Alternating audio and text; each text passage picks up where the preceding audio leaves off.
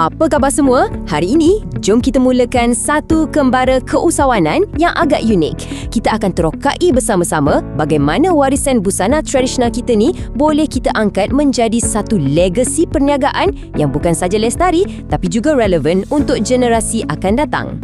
Okey, untuk mulakan, cuba kita fikirkan soalan ini sejenak. Adakah baju Melayu dan baju kurung tu hanya untuk hari raya atau majlis-majlis rasmi sahaja? Atau adakah ia sebenarnya satu peluang pasaran yang sangat besar, satu lubuk emas yang sedang menanti untuk diterokai oleh usahawan muda macam anda? Inilah peta perjalanan kita untuk hari ini. Kita akan lihat macam mana cabaran yang ada sekarang ni boleh jadi peluang. Kita akan mula dari asas sekali, iaitu permintaan sehinggalah kita bercakap tentang matlamat yang lebih besar, membina satu legasi untuk bangsa. Sebenarnya, warisan kita sekarang ni berada di satu persimpangan yang sangat penting. Busana tradisional seringkali dilihat sebagai pakaian bermusim, kan? Hanya dipakai waktu perayaan. Nah, cabaran inilah yang sebenarnya menjadi satu panggilan untuk anda, para usahawan masa depan, untuk bertindak dan mencipta satu perubahan. Jadi, macam mana kita nak sahut seruan ni? Ada 6 strategi utama. Anggaplah ia macam 6 tiang seri yang akan jadi kerangka untuk kita bina satu jenama busana yang berjaya dan disegani.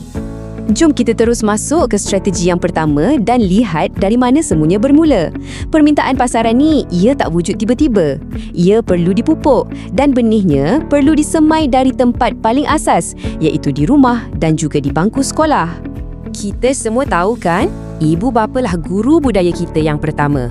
Bila mereka sendiri bangga pakai busana tradisional masa pergi kenduri atau sambut perayaan, secara tak langsung nilai estetika dan rasa bangga tu akan meresap secara semula jadi dalam diri anak-anak.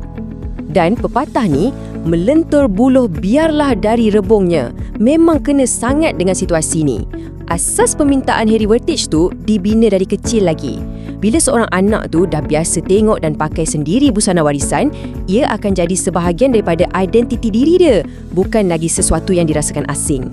Okey, dari rumah, kita beralih pula ke sekolah. Sekolah ni bukan setakat tempat untuk belajar akademik tau. Ia sebenarnya sebuah makmal yang besar untuk kreativiti dan kesedaran budaya.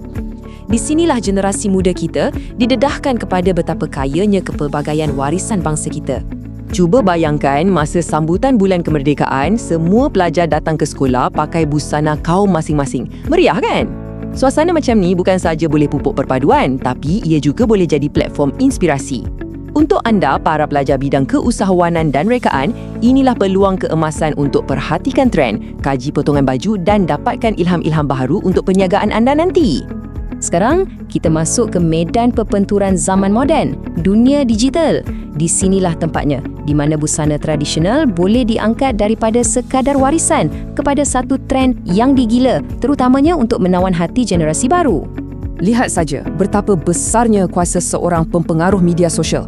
Mereka ni bukan lagi sekadar model, tapi mereka adalah rakan pemasaran strategik anda. Kandungan macam video sedia bersama saya, di mana mereka gayakan baju kurung untuk pergi ke kafe, mesejnya mudah tapi sangat berkesan.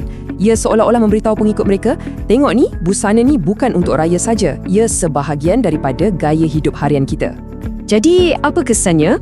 Mudah sahaja, macam pepatah lama, tak kenal maka tak cinta. Pendedahan yang berterusan di media sosial ni akan pecahkan persepsi lama. Semakin kerap generasi muda nampak busana tradisional digayakan dengan cara yang segar dan relevan, semakin teballah rasa cinta mereka pada warisan ini.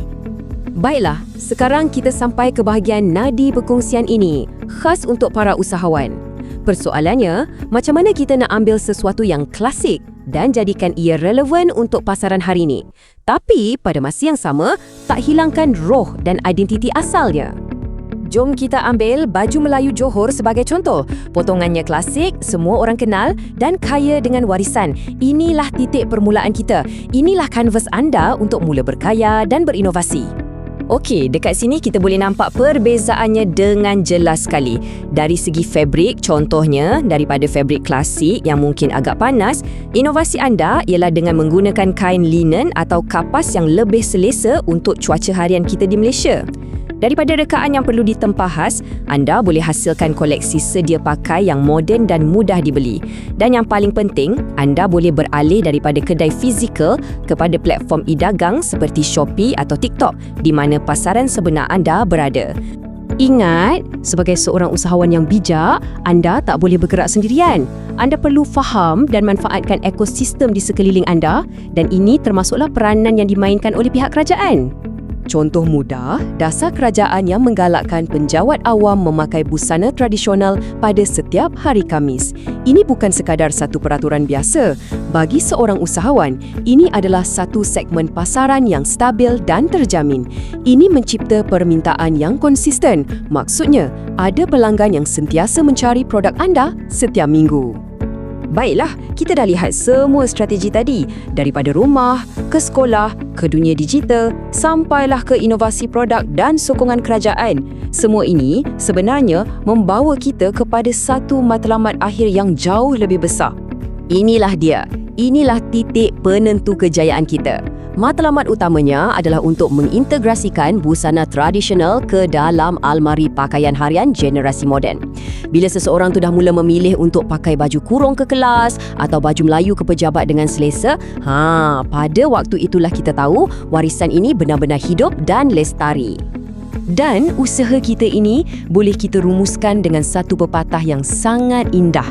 Melalui inovasi dan semangat keusahawanan yang berterusan, kita boleh pastikan busana bangsa kita ini tak lapuk dik hujan, tak lekang dik panas. Ia akan kekal relevan, disegani dan menjadi kebanggaan kita untuk selama-lamanya.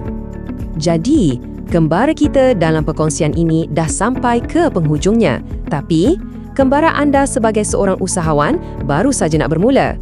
Saya tinggalkan anda dengan soalan ini. Dengan segala peluang dan strategi yang telah kita bincangkan, apakah legasi busana yang akan anda cipta untuk bangsa kita? Fikir-fikirkanlah.